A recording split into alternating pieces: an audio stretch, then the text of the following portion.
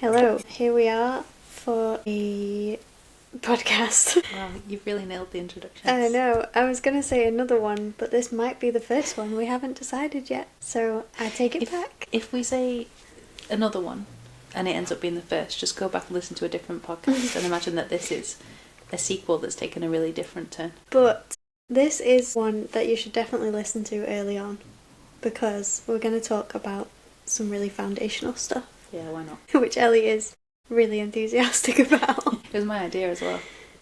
That's where my enthusiasms come from. I'm not unenthusiastic about the topic, just about today, I think. Today is a day. It's hard to disentangle the two. Amy's taking the glasses off. The day's for it now. I just realised that I don't need my glasses for a podcast. So, we've got a brew. We've got a brew. To keep us warm. If only that. Is it bad again? Yeah. Oh no! It wasn't as bad as the last one. We're on a positive trajectory. Fresh milk. What's wrong with it this time? Maybe it was the 2 bags. Is it too tea? Yeah. Do you need more milk? No. We've started this, so we've got to finish it. We can pause this. No, we can't. Tea? No pod without tea, Ellie. We've got tea. You didn't say it had to be good tea. It should, that's implied. It should be good tea. Okay, sometimes I make really bad teas and I don't know why or how. I think it just depends on the day. If it's a bad day, you're getting bad tea. That's fine, let's blame the day. Which is bad, because really on a bad day you need good tea. But on a bad day, you've got to have any tea. That's true, the bar is lower. So for the day that it's been, this tea is alright. It's a good tea reflects our mood. It's an accurate reflection. Okay, let's get into this shit. We hope that you're drinking better teas and that they are a reflection of you having a better day. Yes. Right, we're going to make this day better by talking about birth as a normal bodily function. Because how else do you talk about it? As an excretory function. Ooh. An excretory process, so if you will. Maybe the romanticisation of birth is part of the reason we've got it here. Part of the reason that things are where they are. Because we've pretended it's something other than a bodily function. If it was seen as a bodily function and respected as one, then everybody would understand the difficulties of doing it somewhere that you don't perform your bodily functions and somewhere you wouldn't. That is a really good point. It's not like birth used to be less special.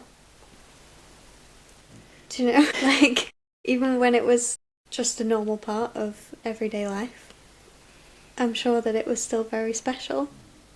It's not like we need to add the special. Maybe adding to the special is what's detracted from the special. And made it harder. And it's taken away not just the privacies and the things that made it go smoothly, but also trying to make it special has removed it from being a rite of passage as well. Because if you can make it about the twinkly lights and stuff, well, you can have twinkly lights anywhere. If you can have twinkly lights in a hospital, does that mean that it's going to go as smoothly at home? I think making it about the thing and setting the stage and buying the stuff has detracted from the fact that it's a bodily function. If you're a shy pooer and you wouldn't poo in front of strangers or in an unusual place, twinkly lights aren't going to make a fucking difference, are they? I've never tried that, but I can't imagine it would make a difference. You want to test that? Can you imagine? Like public toilets with dimmed lights and twinkly lights around the door frame. You can still hear all the people. There's not a lock on the door. They can still come in. Yeah, you know that they're there. And they're checking for dilation. So. And it self-cleans in 5 minutes from now. Oh my god, those toilets. That's so scary. Okay, well, yeah, that was a good example. You also made me think about the struggles with conception. And maybe perhaps that is down to making it something that it's not. Or not respecting it as just a bodily function. I'm not going to say anything about that. Maybe that's a podcast for another day. But it is, I mean, the amount of women who struggle to conceive that do eventually get pregnant, usually when they least expect it or when they're not thinking about it. I mean, it's just another part of it that's been medicalised and socialised, isn't it? Yes, very much so. But we're not talking about that today. We're talking about birth, which I guess does start from way before. And pregnancy is very much part of it. But what we're focusing on is birth as a bodily function, the things that we need for all of our other bodily functions to go smoothly, how those basic needs have been ignored, overridden, put to the bottom of the pile in the medical model, because it's really foundational. It's not like cherry on top kind of stuff. This is what mammals need to give birth smoothly, and our society has completely taken that away from women and made it really difficult and complicated. It's so foundational. If you skip over the fact that it's a bodily function, none of the other assumptions can be true. Like, it's deviated so far from what it actually is. If you don't treat it like a bodily function, then you're just arguing the toss over... I'm not sure I used that correctly, but it's so far removed from what it is. And that is, unfortunately, most people's perception, but it's definitely the medical perception, mainly because the medical system is made up of people who consume the same media as everybody else. And then there's the training as well, which is medical. So the medical system is meant to be medical, first and foremost, but birth isn't. And if you are a woman who can perform her bodily functions on her own independently, then that's a really good yardstick as to whether or not it is safe to give birth, and on your own or away from the medical system, because you don't need it for your other bodily functions. So when we're talking about health, then that is a good yardstick of health, I think. Do you perform your bodily functions in your own home, in your own time, unaided? Because if you do, birth is just another one that you can add to that list. It's a really good place to start. Because that isn't the baseline, is it, in the medical system? No. Like, you're being labelled low risk isn't about... They don't ask you if you perform your bodily functions independently at home. No, it's did your great-grandmother's cousins have poor eyesight? Yeah, well, you're high risk. High risk for what? High risk. Who the fuck knows? But you're high risk, and that will affect everything. So yeah, the focus is really very much on the wrong things. So what are the basic needs then? Well, I know we always talk about birth as a bodily function, and I know I've just thrown the excretory processes in there, but I think, is it easier to relate to as an excretory process, as in there's something in your body that was fine for a bit, but now it's got to come out? Because crying's a bodily function, but is birth like crying? Kind of. It's a release. It's not one that's got a medical solution that I know of. An excretory process is one where your body's done its thing, and now this thing that's in your body needs to come out.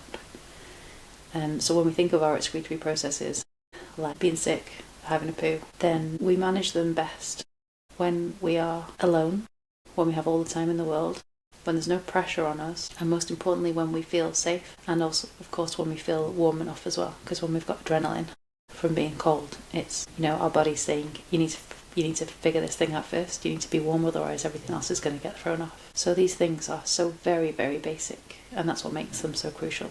Being safe and warm, being undisturbed, so having privacy, and being unobserved. Those are like the foundational pillars, I guess. Can a pillar be foundational? No, there's something underneath the pillars. Yeah. Foundations. I mean, I'm no expert. We should If ask only Sarah. Sarah's here. Okay, well, whatever the foundation is made of, that's what they are. Because in your other excretory processes, we'll take having a poo for an example, because that's something we talk about a lot. And probably, let's be honest, the closest. Yeah. The closest bodily functions. And often as well as. Yeah. So it's familiar. I mean, we all know how to manage that in our day-to-day lives, and we know what makes us feel safe. So that line might be different for different women, but like generally there's privacy and not being watched. And when we do that in our own home, we know that we can lock the door, or if there is no lock, we know the people in the house and they know the secret signal that you're in the bathroom. Like, there's often things that ensure that privacy, and it's like an unspoken rule, right? That everyone knows, and we all respect that. Apart from toddlers. Well, yeah, and I cats. guess they're not quite there yet. But then we get used to pooing around them and fitting our poo schedules around the toddlers' needs. And the cats. And the cats, so there's a little paw under the door. So I guess there are some instances where... But then there's women who are pooing with their toddlers about... Would they prefer to have a few minutes of peace without them?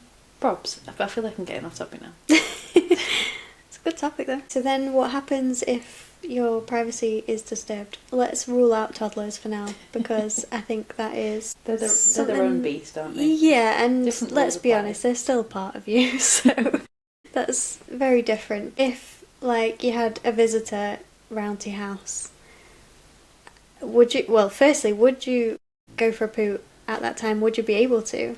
Absolutely not. Yeah. Would you be able to just pop off to the bathroom and have a poo? And if you were able to do that, would you still be able to do that if they then burst in on you or walked into the room or even knocked on the door? I'm guessing the answer is no. Even if the door is locked, I'm thinking about where they are in my house. Yeah.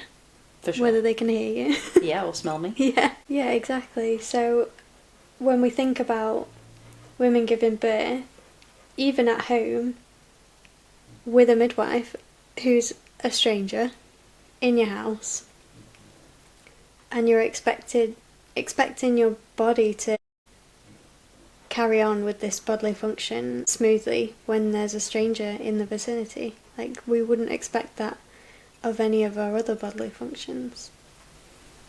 And we certainly wouldn't expect it to go the same if we took ourselves out of our home environment and put us somewhere completely different. I think time limits work with that example as well. If you're like running late for work, you need to leave the house, but you also have a little bit of a feeling that you might need a poo. Like, how smoothly is that going to go when you know that you need to leave in 5 minutes? Mm-hmm. It's very, way very you're different. more relaxed, as long as you can do it in the next 5 minutes. Very different to if you've just got home from work and you've got the whole evening. You don't need to go anywhere. It's going to happen in its own time, and it's going to be great, most likely. Knowing that you have the whole evening is what will make it a nice, quick, smooth, easy poo. Yeah. You don't need the whole evening, but to believe that you have that whole evening is what takes the pressure off and makes it a good one. Yeah. But if somebody was knocking on the door every 5 minutes asking how it's getting on, with, an underlying threat that they could, if you want, cut your bum hole open a little bit to make it a bit easier. And then if that didn't work, obviously we'd go to other measures such as extracting the poo via surgery. We don't need to come to that, so just take 5 more minutes. Yeah, just push really hard on your next go. It's just ridiculous. And that's why we need to look at it through that lens of bodily function, because when you do that and you see what has been done to birth and to women in labour and what's expected of them, it's absolutely bonkers. Just going to come in and take your blood pressure and listen to your heart and your bowels. But just pretend I'm not here. It'll only take me a minute and then I'll know that you're okay. And we would start to believe it. We'd start to believe that that it was dangerous to have a poo in your own home without monitoring. And it would become so because of all of the added pressure and the stress.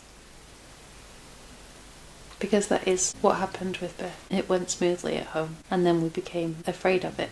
So put it in a scarier place. And now birth is scary and not the place.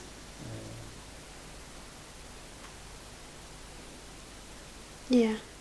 I think that can be really hard to separate as well. When we hear about birth being traumatic or going horribly wrong, or it's always birth that's labelled as the thing that went wrong or was traumatic. But when you look at that story or what actually happened, what was traumatic was the way that woman was treated, what was done to her, where she was, the fact that her basic needs weren't met, she wasn't being listened to. And it can be really hard to separate birth from all of the other things around it. Which is why going back to the foundations of what birth is and what it needs can help to separate that out. And I think that is a really good question, because if we ask what is birth, then we're going to get answers like, it's scary. And if you ask a woman what is scary about it, the things that the woman say is not like, oh my god, there's a human coming out of my body. Maybe that should be more scary, but it's not. It's not. Let's not get into that. It's, well, you never know what's going to happen. And when you look at that, it's like, what is it that you, what do you mean by that? Well, you don't know who's going to be there, and you don't know what they're going to be like. It's like, okay, you're describing the maternity system. You're not describing birth as a bodily function. Okay, well, it's really painful. Well, it's painful when the basic needs aren't met. It's not meant to be painful. There's nothing about birth that is inherently painful. It uses muscles. We use our muscles all the live long day, usually without any pain, and that's what it is. It's a bodily function. It's not meant to be painful. It's meant to just feel like another bodily function, and bodily functions are meant to feel good. It's meant to feel good to have a big poo. And it does. And it's meant to feel good to be sick. Like, after you're sick and it's like, okay, great, I feel better now. Like, it's meant to. We're not meant to fear our own bodily functions, because when we do, they get complicated. That's how you discover just how foundational the basic needs are, because every woman knows another woman whose birth was painful. So to say that it doesn't need to be, it sounds so crazy and out there, but it's just because, I'm going to say no women, because statistically it's almost no women, but almost no women give birth where those basic needs are met. And when we say things like this to women, when they say, yeah, but I was in a birth centre, and we're thinking, your basic needs weren't met. They cannot be met in a birth centre. I was in a birth centre, my midwife was really nice. Your basic needs weren't met because there was a stranger there. Yeah, but there was a pool there, I was allowed to get into the water, there was somebody there doing the allowing.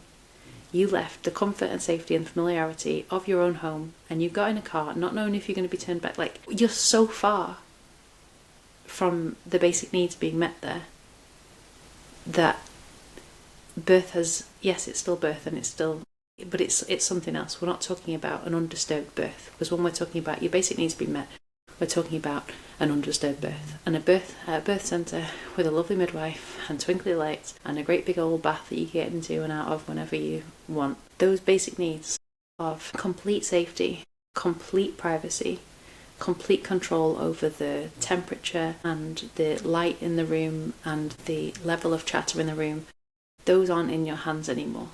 And whether or not your thinking brain is pleased about that, because you found, well, for whatever reason, you wanted to go to the birth centre and that thing's come true, your thinking brain might be thrilled with that. But your birthing body, the one that is screaming out and crying desperately for those basic needs to be met, that is a need that is being overlooked, and it's the most important one.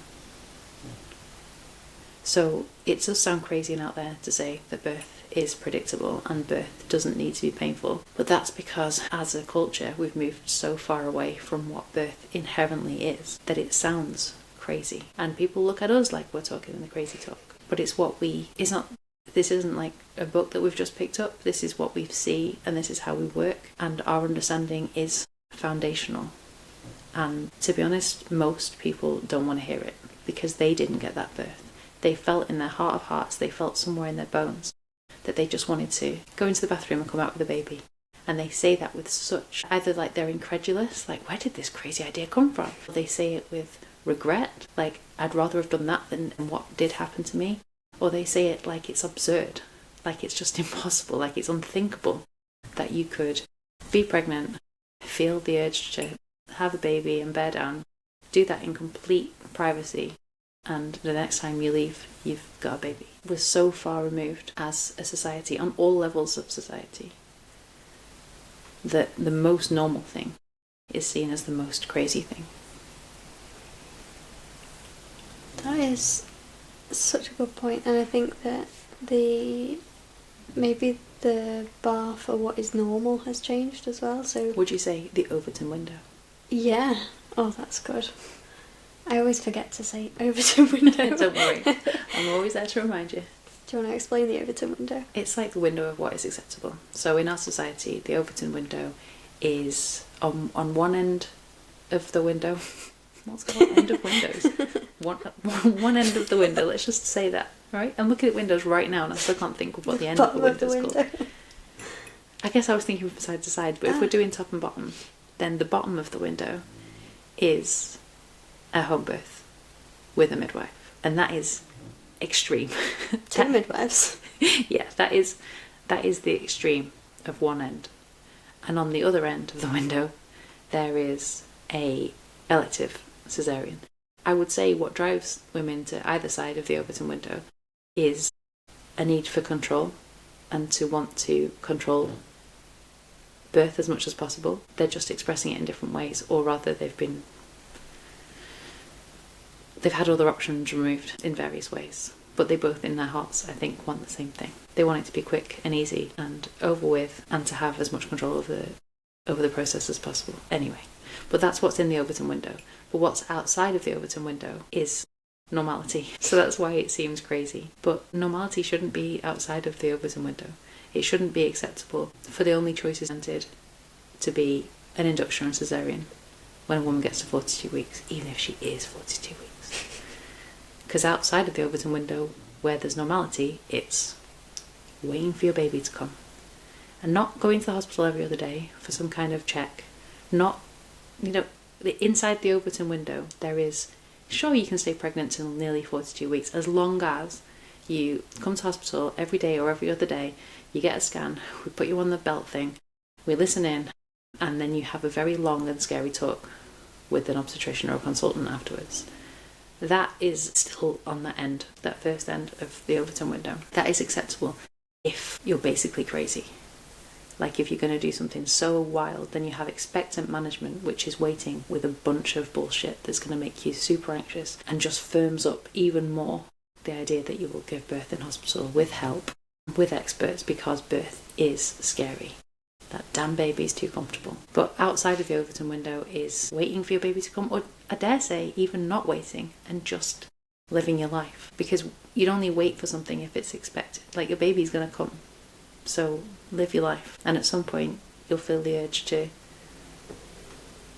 move or rest, or you'll feel the urge because your baby's coming. So outside of the Overton window, the absolute normality is not going anywhere, not inviting anyone, and just living your life, doing all the things that are in your calendar, or if your brain has taken to that place where, you're like in this chrysalis, then just honouring that and being in that space and just accepting that your baby's going to come at some point and responding in the moment, from moment to moment, when that process does start.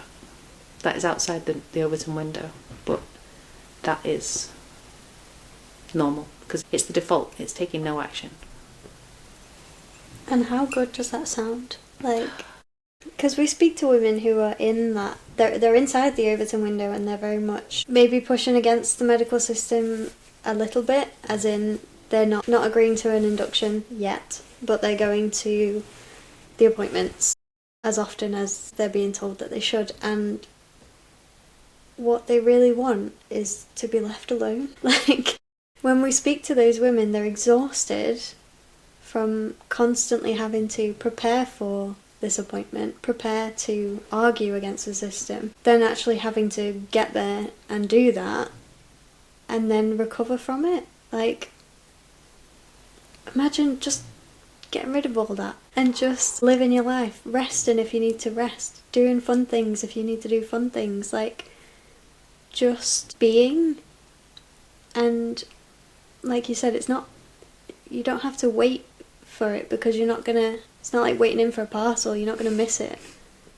It's gonna happen when it happens, and you're very much gonna be there. That is something you can't avoid. There is literally nothing you have to do in that time, but it's made so complicated and so exhausting. And does it benefit women? Does it benefit babies? No, just no. But what you said about normal, I guess talking about the Overton window and what is normal, I think the idea of what birth is has changed over time as it's become medicalised. It's become a medical event, and that is seen as the norm, that it is and will be a medical event. But I also think that with that change, the idea of what normal birth is has also changed, so that bar has moved. So when you hear women say that they've had a normal birth, what does that mean?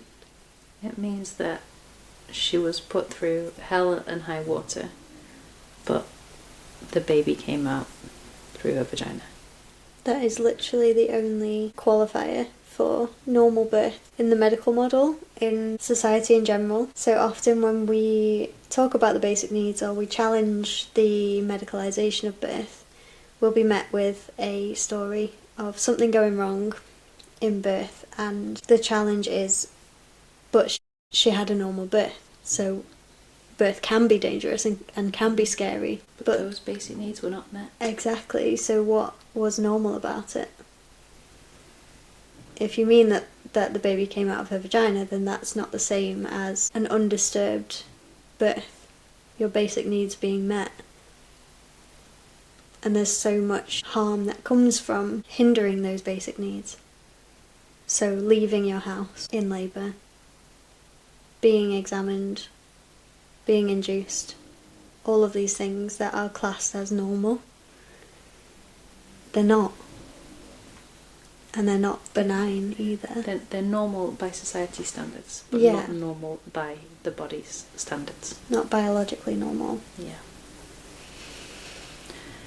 I suppose somebody listening to this could say, well, what's the point? The baby's got to come out. What difference does it make? The statistics are on the woman's side. She is going to survive, and the baby is going to survive no matter what anybody does to her.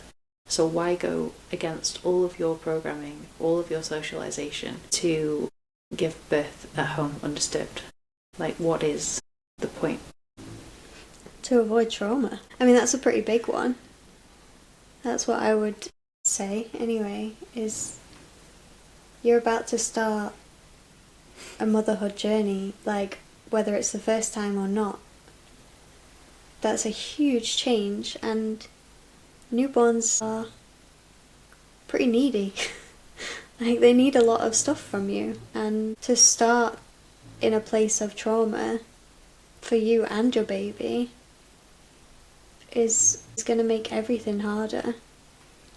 But if it's avoidable, and avoidable, like almost definitely avoidable, it's not like a slim chance that if you give birth at home undisturbed that you won't be traumatised.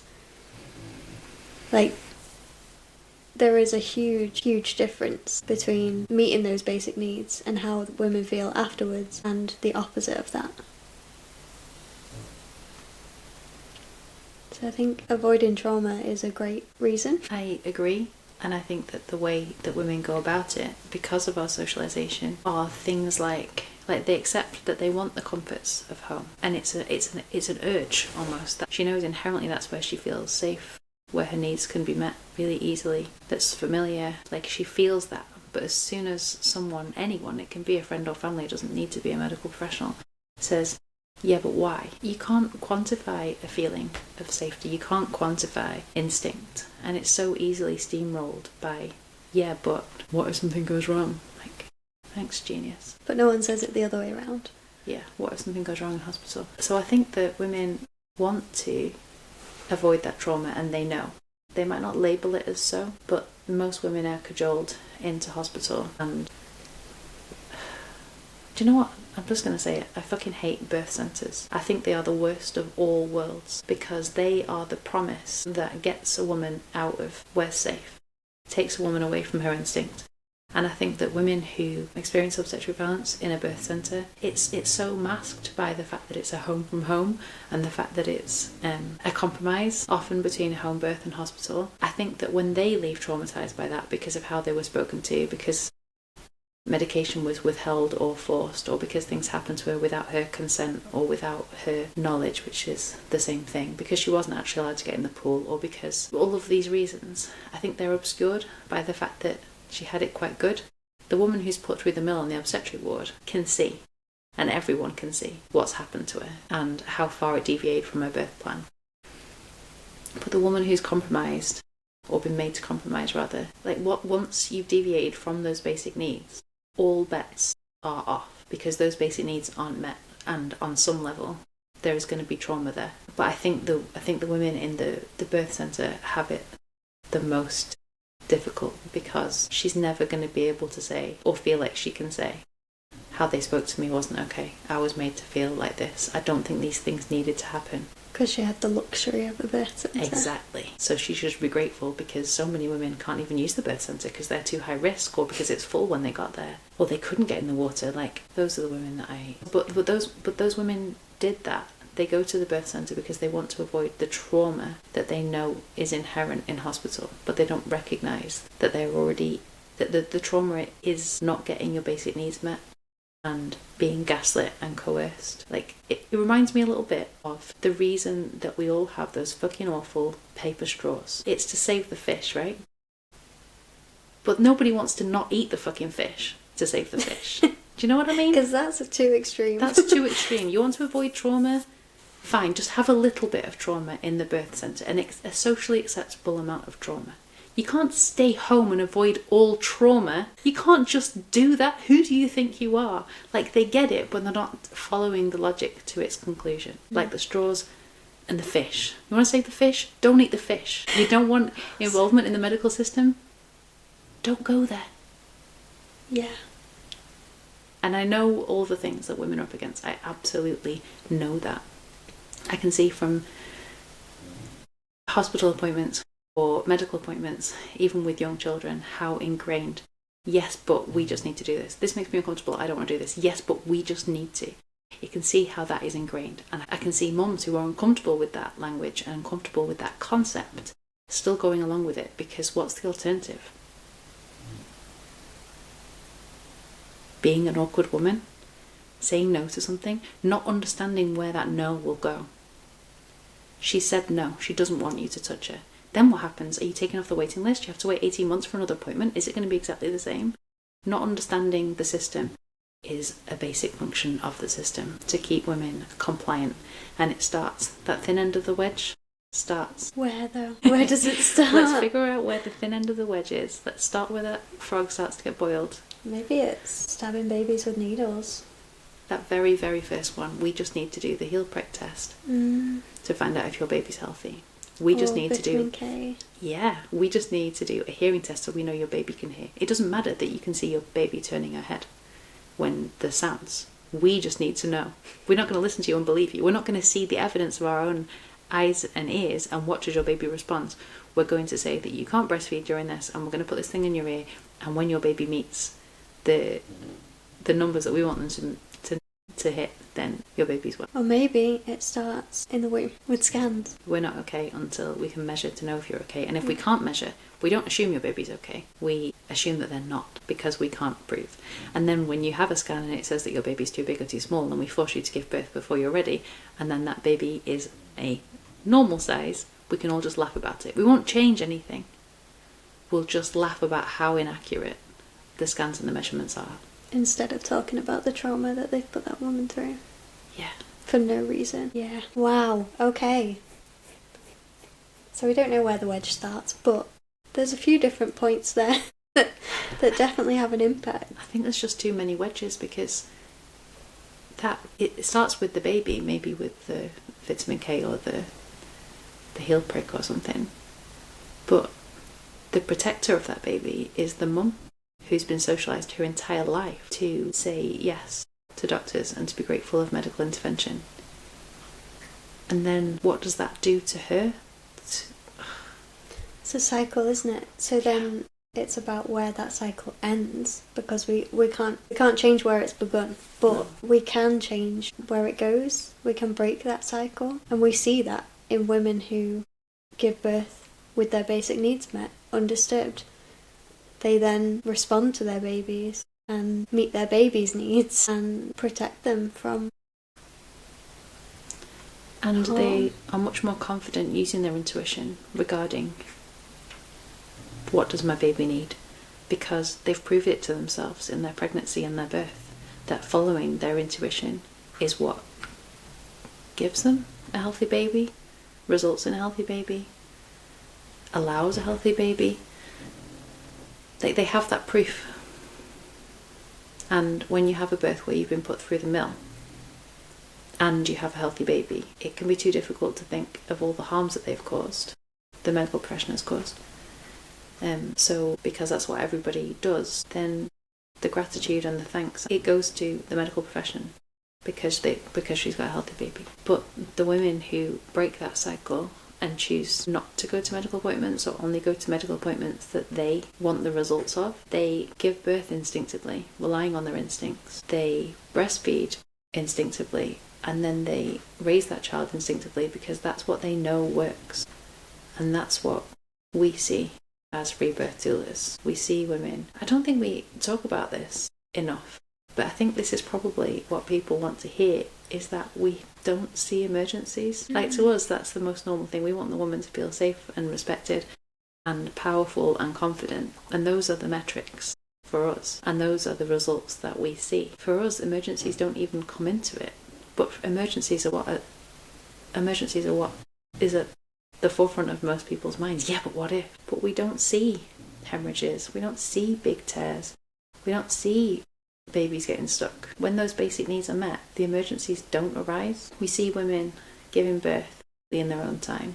The birth process can start, it can stop, it can speed up, it can slow down, it can seem like it's not going anywhere for a while. But when that baby comes out healthily, as they always do in our experience, then everything is good. It's not just an absence of trauma. There's so much more there that happens because there was no chance of being traumatized. There is so much more space there for birth to be a rite of passage, and for it to be spiritual, or for it to just be normal and boring for the most part. When you take away the chance of the trauma, it can be what it needs to be.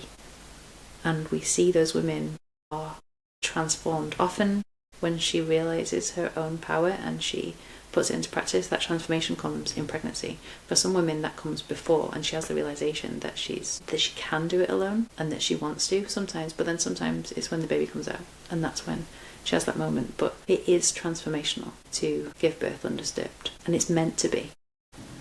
And when somebody robs a woman of that, they have no idea what they are taking from her, and everyone is complicit in that. And that's what gives us the rage. So much rage. Yeah, so not being traumatised is a pretty low bar. But it's one that... Not being traumatised is outside of the Overton window. Yeah, even though it's such a low bar. Yeah. Because trauma is just so normalised.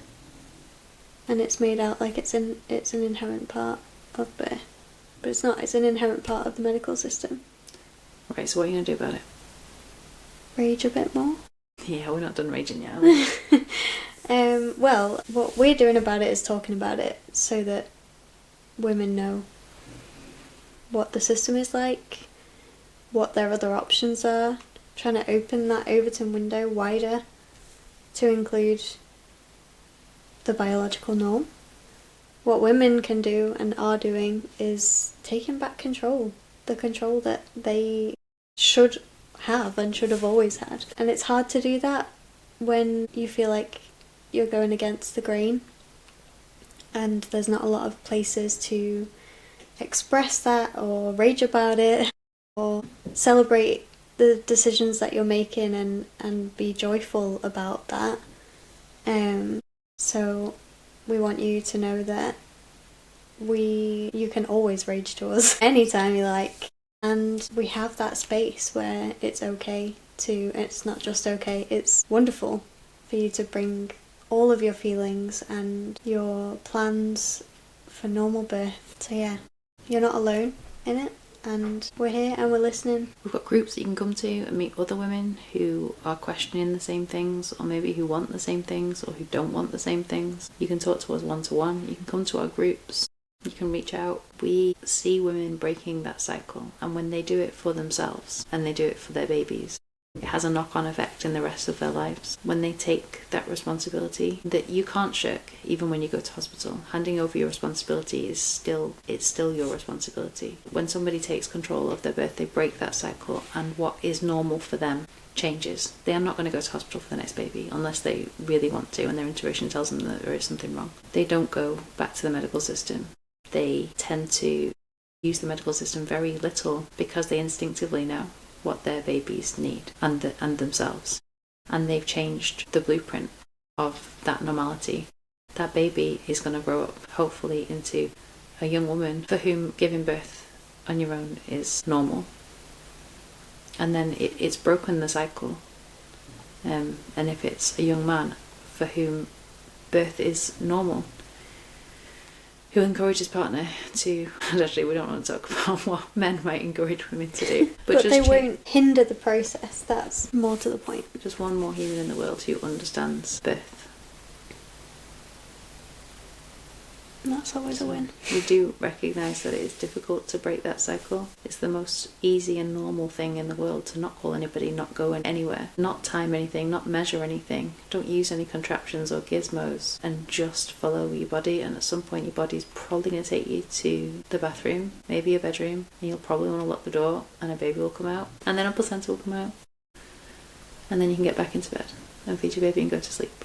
That's the most normal thing. And the most likely thing to happen when those basic needs are met. But we totally understand that that goes against everything you've ever been told about the capability of your body, about your relationship to your baby, about what birth is, what it inherently is, and that we do want that societal approval. We do want to have things in common with other women. We know how strongly and how ingrained that need to do the normal thing is, and we'll do it to our own detriment. And that's what we want women to examine in their lives, not just in pregnancy and birth, but in their whole lives, because that need for somebody else's approval is what forces us to disregard our own comfort levels and disregard our intuition and to put our needs to the bottom of the pile over and over again. And that contributes to all of the things that women do that are against their own interests, not just birth, but birth and breaking that cycle in birth is a really good way to break it, because once you go down the rabbit hole of this thing that's the most widely accepted as normal is actually the thing that I want the least, or the thing that I see as most harmful, then you start looking at other systems and what else might be working against you and what else you can opt out of and find a better way to do. It's not the only way, but it's a damn good way. Amazing. Right, I think that's it. Because you're yawning. I am feeling very tired right now. Your voice is just so nice. Yeah, sure, that's a nice way to put it. Yeah, okay, so that was nice. And yeah, we know that it's hard to hear stuff about the system or the things that we all know or think we know, and we're only ever challenging our socialization and the systems that have been built around that socialization, not women themselves. And yeah, it's this, like, giving birth with your basic needs met should not be radical or seen as crazy, but often is. But we don't think you're crazy. No, you're not. Right, well, that's it from us. I don't know what comes next. Do we share our email and say email us? Yeah, go on then. hello@greatermanchesterdoulas.com.